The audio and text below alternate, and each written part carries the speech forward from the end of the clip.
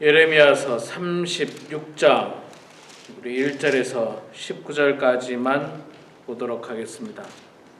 예레미야서 36장 1절에서 19절까지 말씀 볼 때에 제가 석절 읽고 우리 성도님들께서 한 절 읽고 교독하겠습니다. 예레미야 36장 말씀입니다. 유다의 요시야 왕이 아들 요야김 제4년에 여호와께로부터 예레미야에게 말씀이 임하니라. 이르시되 너는 두루마리 책을 가져다가 내가 내게 말하던 날 곧 요시야의 날부터 오늘까지 이스라엘과 유다와 모든 나라에 대하여 내가 내게 일러준 모든 말을 거기에 기록하라. 유다 가문이 내가 그들에게 내리려 한 모든 재난을 듣고 각기 악한 길에서 돌이키리니 그리하면 내가 그 악과 죄를 용서하리라 하신대라. 이에 예레미야는 네리야의 아들 바룩을 부르매 바룩이 예레미야가 불러주는 여호와께서 그에게 이르신 모든 말씀을 두루마리 책에 기록하니라. 예레미야가 바룩에게 명령하여 이르되 나는 붙잡혔으므로 여호와의 집에 들어갈 수 없으니 너는 들어가서 내가 말한 대로 두루마리에 기록한 여호와의 말씀을 금식일에 여호와의 성전에 있는 백성의 귀에 낭독하고 유다 모든 성읍에서 온 자들의 귀에도 낭독하라. 그들이 여호와 앞에 기도를 드리며 각기 악한 길을 떠나리라. 여호와께서 이 백성에 대하여 선포하신 노여움과 분이 크니라. 네리야의 아들 바룩이 선지자 예레미야가 자기에게 명령한 대로 하여 여호와의 성전에서 책에 있는 여호와의 모든 말씀을 낭독하니라. 유다의 요시야 왕의 아들 요야김의 제5년 9월에 예루살렘 모든 백성과 유다 성읍들에서 예루살렘에 이른 모든 백성이 여호와 앞에서 금식을 선포한지라. 바룩이 여호와의 성전 윗들 곧 여호와의 성전에 있는 세 문 어귀 곁에 있는 사반의 아들 서기관 그마랴의 방에서 그 책에 기록된 예레미야의 말을 모든 백성에게 낭독하니라. 사반의 손자요 그마랴의 아들인 마아가가 그 책에 기록된 여호와의 말씀을 다 듣고 왕궁에 내려가서 서기관의 방에 들어가니 모든 고관 곧 서기관 엘리의 사마와 스마와의 아들 울라야요 아코레 아들 엘라담과 사반의 아들 그마랴와 하나님의 아들 시드기야와 모든 고관이 거기 앉아 있으리라. 미가야가 바룩이 백성의 귀에 책을 낭독할 때에 들은 모든 말을 그에게 전하매 이에 모든 고관이 구시의 증손 셀레미야의 손자 느다냐의 아들 여호디를 바룩에게 보내 이르되 너는 백성의 귀에 낭독한 두루마리를 손에 가지고 오라. 네리야의 아들 바룩이 두루마리를 손에 가지고 그들에게 오니 그들이 바룩에게 이르되 앉아서 이를 우리 귀에 낭독하라. 바룩이 그들의 귀에 낭독하매 그들이 그 모든 말씀을 듣고 놀라 돌아오면 바룩에게 이르되 우리가 이 모든 말을 왕에게 아뢰리라. 그들이 또 바룩에게 물어 이르되 너는 그가 불러주는 이 모든 말을 어떻게 기록하였느냐 청하노니 우리에게 알리라. 바룩이 대답하되 그가 그의 입으로 이 모든 말을 내게 불러주기로 내가 먹으로 책에 기록하였노라. 이에 고관들이 바룩에게 이르되 너는 가서 예레미야와 함께 숨고 너희가 있는 곳을 사람에게 알리지 말라 하니라. 아멘. 오늘 또 이 새벽에 나오신 우리 장로님 권사님 모두 축복하고 환영합니다. 오늘 6월 20일 금요일입니다. 오늘 우리 예레미야 36장 말씀 본문이 길어서 1절부터 19절까지만 읽었습니다. 말씀은 끝까지 한번 보도록 하겠습니다. 자, 유다의 16번째 왕이죠. 요시야 왕이, 요시야 왕은 나름 종교개혁도 하고 잘했습니다. 그런데 이제 요시야 왕의 아들이 왕이 되면서 나라는 망합니다. 요시야 왕의 아들 요아스가 왕이 되고, 그 다음 여호야김이 왕이 되고, 여호야김의 아들 여호야긴이 왕이 되고, 또 여호야긴이 3개월 만에 쫓겨나서 다시 요시야 왕의 아들 시드기야가 왕이 되고, 그리고 나라가 망하게 됐죠. 그럼 15대 왕이네요. 요시야 왕이 15대 왕인데 이렇게 나라가 망하게 되는데 참 안타깝죠. 안타까운데 하나님께서 예레미야 선지자를 통하여 계속해서 말씀을 전하고 있지만, 여호야김 왕은 예레미야의 말을 듣기 싫어했습니다. 하나님의 말씀, 예레미야를 통해서 전해지는 하나님의 말씀을 듣기 싫어서 예레미야를 잡아다가 감옥에 가뒀습니다. 감옥에 가둔 상태입니다. 지금 5절에 보니까 그 이야기가 나오죠. 예레미야가 바룩에게 명령하여 이르되 나는 붙잡혔으므로 여호와의 집에 들어갈 수 없으니, 지금 감옥에 붙잡혀 있다는 거예요. 예레미야는 감옥에 붙잡혀 있으니까 하나님의 성전에 들어가서 말씀을 전할 수 없다는 거죠. 지금 우리가 이 말씀을, 예레미야서를 계속 36장을 보고 있는데 사실은 조금 이 시대 순으로 보면 왔다 갔다 하고 있어요. 시드기야 왕 때 이야기를 했다가 다시 돌아가서 여호야김 왕 때 이야기하고, 이렇게 조금 왔다 갔다 하고 있습니다. 왔다 갔다 하고 있기 때문에 여러분 혼돈을 하지 말으셔야 되는데, 그래서 제가 이 왕의 순서를 말씀을 드렸는데, 다시 지금 여호야김으로 지금 뒤로 돌아간 상태예요. 그래서 아직은 성전이 무너지지 않고, 아직은 그 바벨론의 1차 공격에 당한 그 시점입니다.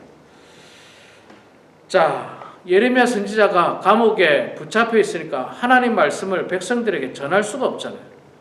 감옥에 있으니까. 그래서 하나님께서 예레미야에게 뭐라고 이야기하냐면, 예레미야야, 너 두루마리 책을 가지고 와라.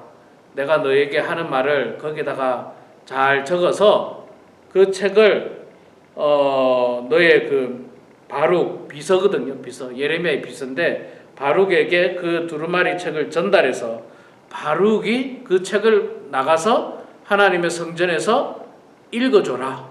이렇게 말씀을 전한다는 겁니다. 우리 그 옛날에 우리나라 또 그런 일들이 있었잖아요.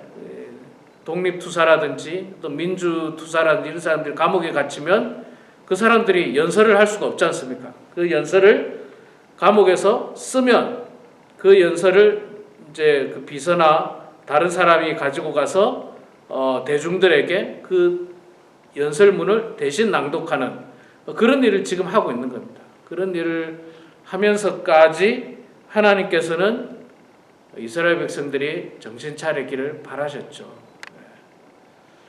그러니까 하나님은요, 수차례 선지자를 보내주셨고, 선지자를 때리고 감옥에 가두니까 또 다른 선지자를 보내고, 그래도 안 되니까 이제는 예레미야, 감옥에 있는 예레미야 선지자에게 내 말을 글에 써라.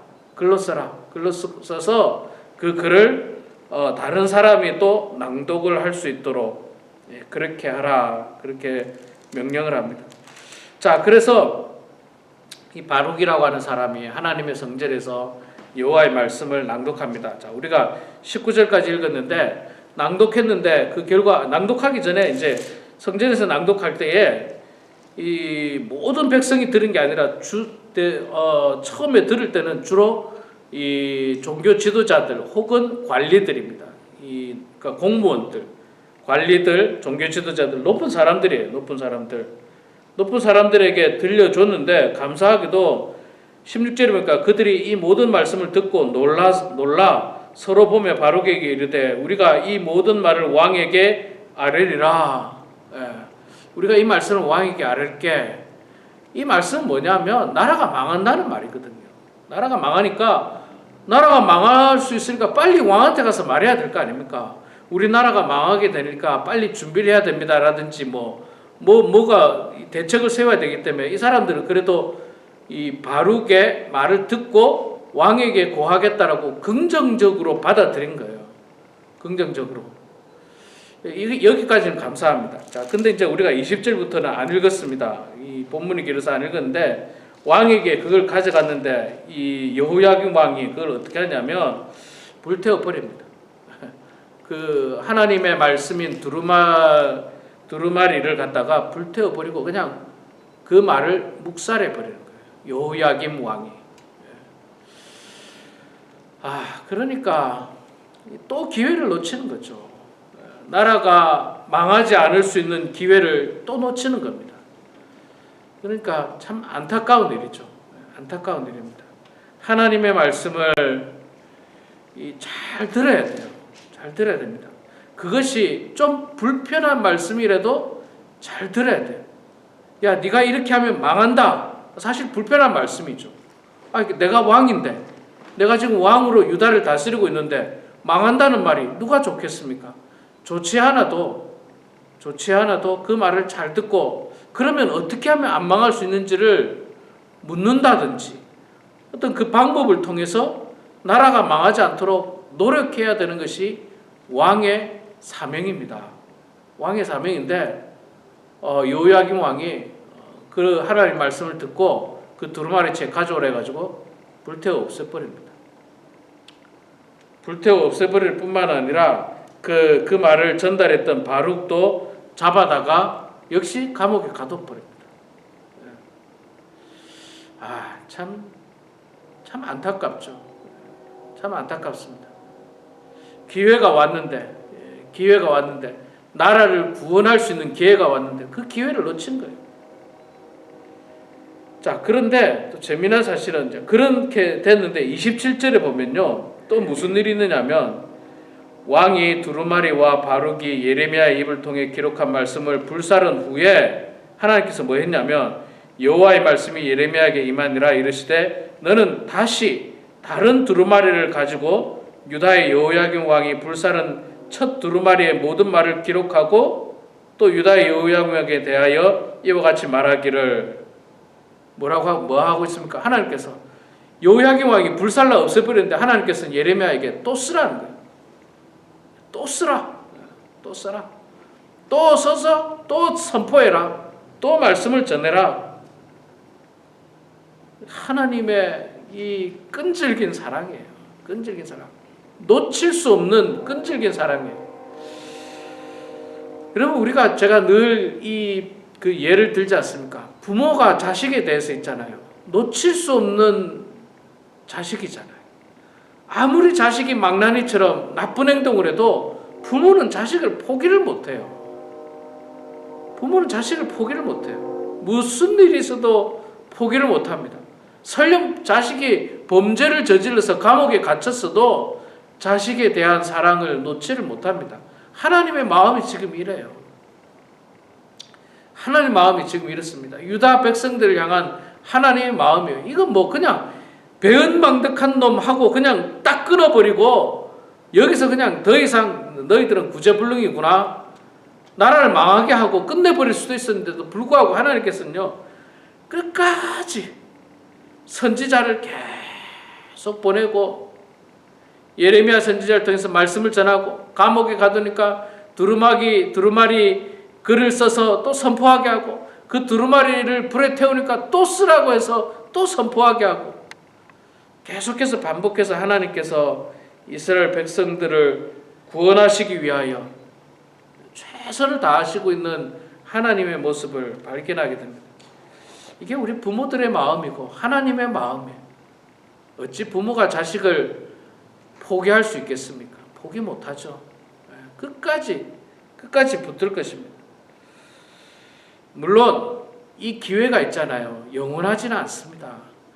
사실 우리 부모도 자식에 대한 사랑을 품지만 정말 부모도 인간이기 때문에 어느 한계에 도달하면요 더 이상 어떻게 할 수도 없어요.